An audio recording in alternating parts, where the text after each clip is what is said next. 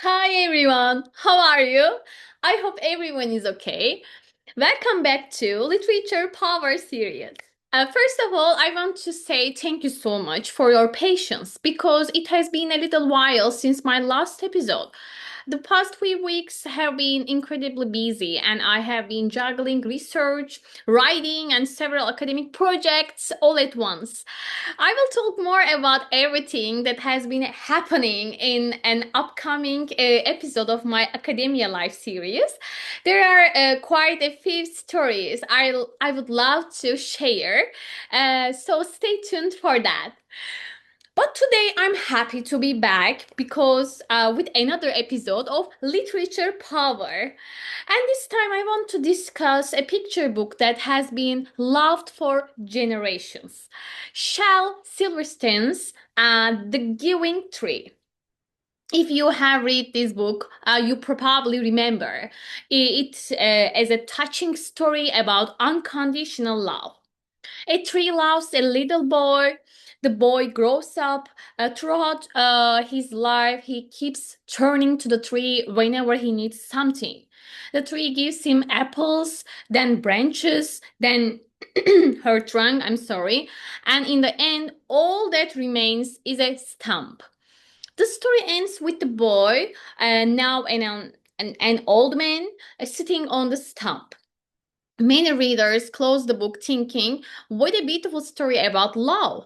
But today I want to ask a different question. Is this really a story about love?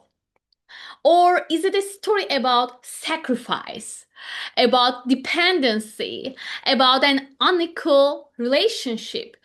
One of the reasons I enjoy children's literature so much is that it rarely has just one interpretation. The simplest stories often leave us with the most difficult questions. When I first read The Giving Tree, I also saw it as a story about generosity.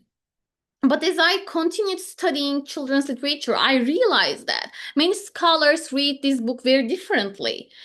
Some argue that the tree represents unconditional parental love. Others see the relationship as emotionally unbalanced.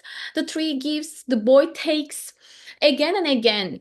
And what makes this relationship interesting is that the tree never asks for anything in return. At first, this sounds beautiful, but is giving everything always healthy? That is the question I find fascinating. Throughout the story, the tree slowly disappears. Every act of kindness also becomes an act of loss. The apples disappear, the branches disappear, the trunk disappears. Eventually, even the tree's identity changes. She is no longer a tree. She becomes a stump. She's That transformation made me stop and think, can love exist without boundaries? Or do healthy relationships require mutual care? I think this is one reason why the Giving Tree continues to generate discussion decades after it was first published. Children often see a story about friendship. Adults often see something much more complicated. Perhaps that is exactly what makes picture books so powerful. They grow alongside us.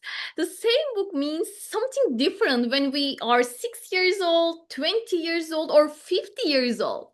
I also think the ending deserves careful attention. The boy finally returns as an old man.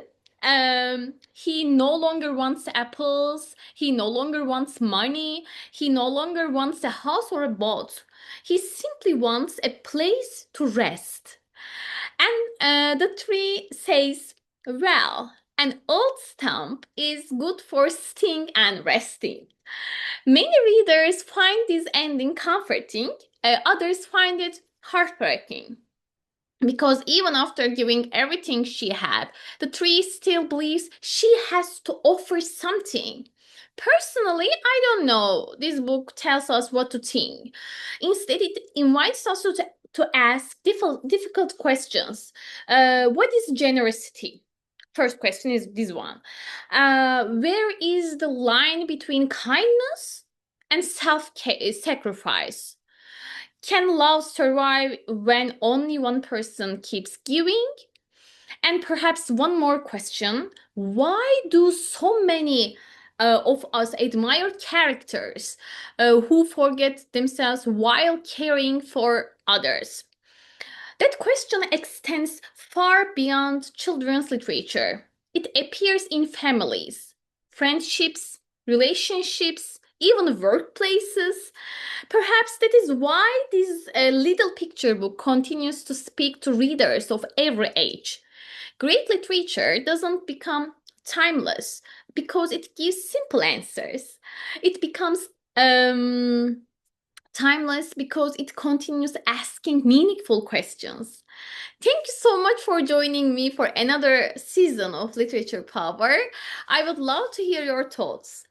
Do you think The Giving Tree is ultimately a story about unconditional love? Or do you see something different when you read it today? Let me know in the comments. And I will see in the next episode. Take care of yourself. See you.